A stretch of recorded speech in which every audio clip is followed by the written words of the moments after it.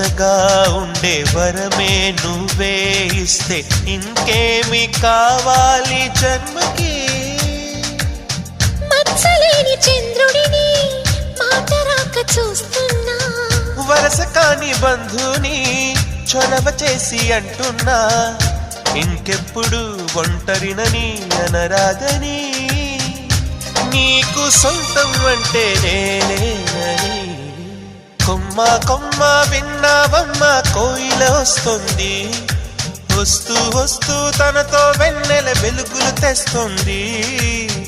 ఏవమ్మ మరుమల్లి తోరణాలు కడతావా, చిలకమ్మ ఎదురేగి స్వాగతాలు చెబుతావా, పూల పొగరిల్లేరా రమ్మందని. విన్నానమ్మ